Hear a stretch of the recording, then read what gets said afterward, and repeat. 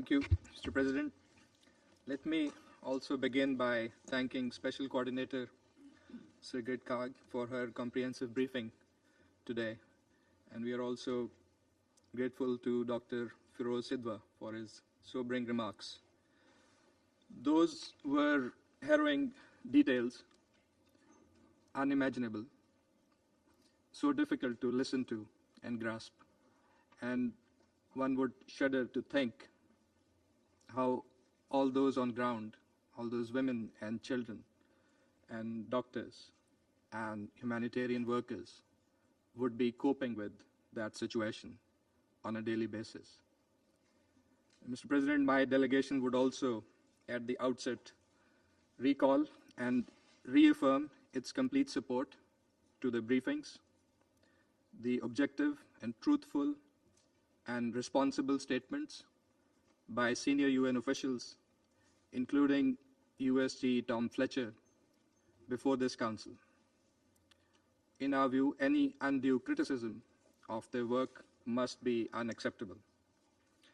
Mr. President, we meet yet again under the shadow of a deepening yet preventable tragedy in Gaza, one that tests not only our conscience, but the very credibility of this Council.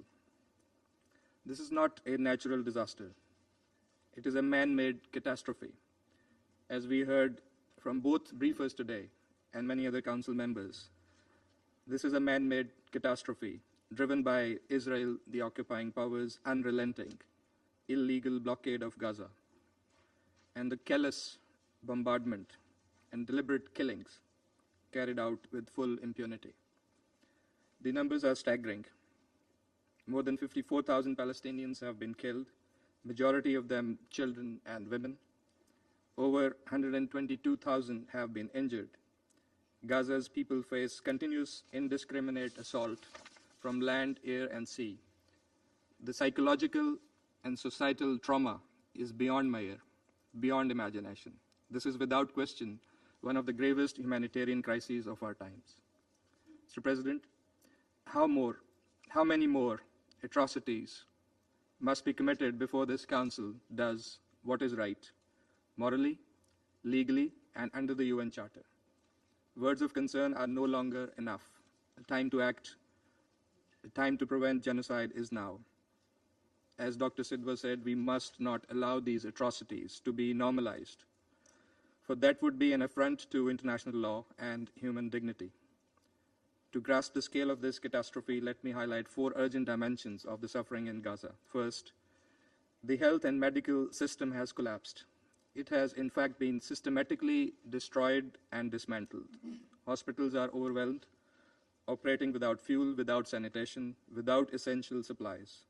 More than 800 health facilities and assets have been attacked. Medical workers have been killed, ambulances destroyed. This is the systematic erasure of the right to health and to life. Second, famine is no longer a threat. It is here. In Gaza, at least 57 children have already died of hunger. 1 in 5 Gazans could face starvation. Humanitarian convoys are being blocked or attacked. Relief workers are being targeted. Starvation is being weaponized flagrantly and illegally. Third, Gaza's civilian infrastructure lies in ruins. Water systems are destroyed, electricity is cut, communications are blacked out, more than 80% of homes have been destroyed. Most of Gaza now lies within a militarized zone. This is not collateral damage. It is deliberate, orchestrated destruction designed to break the will of the Palestinian people to survive. Fourth, the toll on women and children is unspeakable. According to UN Women, over 28,000 women and girls have been killed, 1 every hour since October. 50,000 women are pregnant. Next month, more than 5,000 will give birth, many in tents, on the streets, without electricity, clean water, or medical care. And while Gaza is being decimated, the West Bank remains under siege. Displacement is rising. Movement is restricted. Violence by settlers continues unchecked.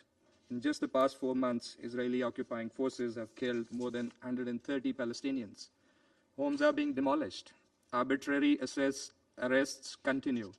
We also strongly condemn the provocative visits by Israeli officials to the Al-Aqsa Mosque compound, violations of the legal and historical status quo. These inflammatory actions threaten to ignite wider regional tensions. The sanctity of Al-Aqsa must be upheld in line with international law and UN resolutions.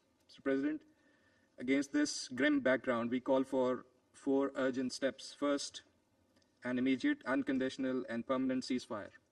Resolution 2735 must be implemented in full.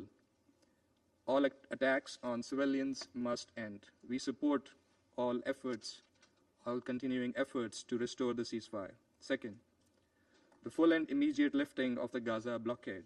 Humanitarian teams must operate safely and without obstruction. The current trickle of aid is wholly inadequate and unjustifiable. This Council must demand immediate and unconditional removal of all restrictions on the entry of humanitarian aid into Gaza and its safe and unhindered distribution at scale, including by the UN and humanitarian partners, including UNRWA, throughout Gaza Strip, in full compliance with international humanitarian law. Third, any forced displacement of the Palestinians from the Palestinian land must be strongly rejected. Fourth, we must address the root cause, the prolonged occupation and denial of the Palestinians' right to self-determination and statehood. A just peace demands a two-state solution based on pre-1967 borders with Al-Quds al-Sharif as the capital of an independent and sovereign Palestinian state. The conference next month, to be co-chaired by France and Saudi Arabia, offers a unique opportunity to move concretely and irreversibly in that direction, an objective that is clearly supported by the overwhelming majority of the international community. Mr. President, while that action will take place in the General Assembly, this Council cannot remain a bystander. It must act in accordance with its mandate to protect civilians under siege, to uphold international law, and to speak and to be on the side of the oppressed.